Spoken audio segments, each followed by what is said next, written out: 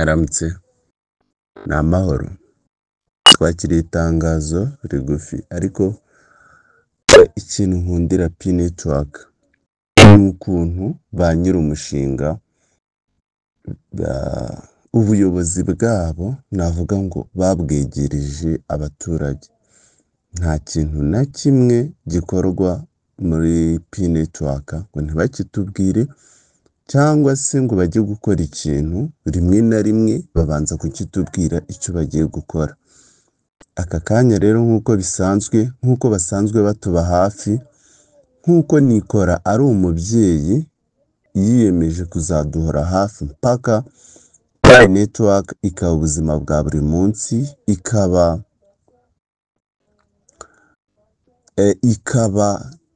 igikoresho dukoresha cy'ubuzima bwa buri munsi, ikareka kuba bizinesi ahubwo ikaba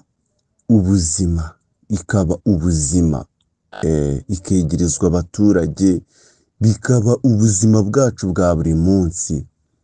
Apana ibintu byo kuvuga ngo twaramayininze ngo twirira amafaranga ngo birarangiye. Oya, uyu ni umushinga uzahoraho, ba nyir'umushinga bazakora kugeza iteka ryose, kuko aya ma app bari kubaka, itangazo riravuga ko bongeyemo ayandi ma app 5, ayandi ma application 5, harimo ay'ubucuruzi, harimo aya game, harimo n'akora mu buryo bwo kugaragaza igiciro cya P Network, nka kwa kundi nyine mujya muvuga ngo P converter, kumenya ngo ese niba P iri ku gaciro kangana gutya, ese ndamutse nyishatse wenda mu madolari haba harimo amadolari angahe, ese ndamutse nshaka kuyihindura mu manyarwanda haba harimo amanyarwanda angahe. Niyo app nayo yongewemo nk'uko bari bivuga. Rero itangazo rya mbere ni uko bashyizemo ama app 5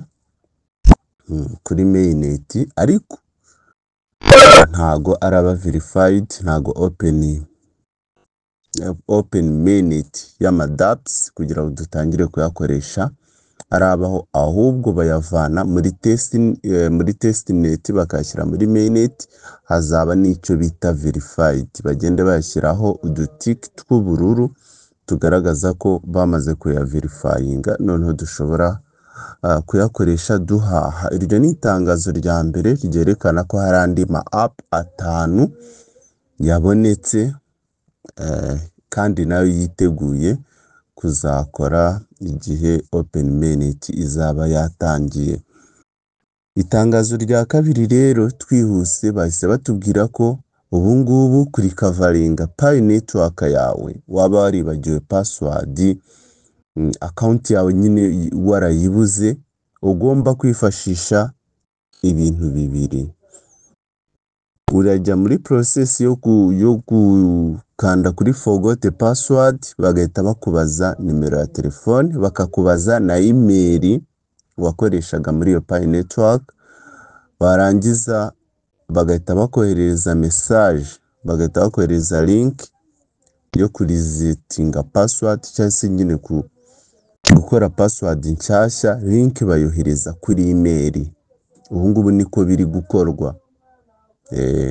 Nta bundi buryo wagaruramo konti yawe igihe wibagiwe email, nta bundi buryo buhari. Nubwo buryo tuzajya dukoresha. Abantu rero bagiye bafungura ama P Network, ariko ibintu byo kwitanga ese ngo ndi kubikora gute, ese bimeze gute, finally birarangira mugize gute, mwongeye gukereya account nshyashya, kuko niba waribagiwe email ntago biri bukunde ko uri busubirane account yawe. Account yawe kugira ngo uyisubirane nuko uraba wibuka email wakoresheje muri P Network na nimero ya telefone. Ariko reset ni ukuvuga ngo ntago bari gukoresha nimero kugira ngo resetinge P Network yawe, bari gukoresha email, link bayohereza muri email. Amatangazo rero nayo ngayo abiri gusa, ibindi ni ukugomeza dutegereza. Mbibutsa ko buri cyumweru ariko bakomeza batubwira aho ibintu bigeze.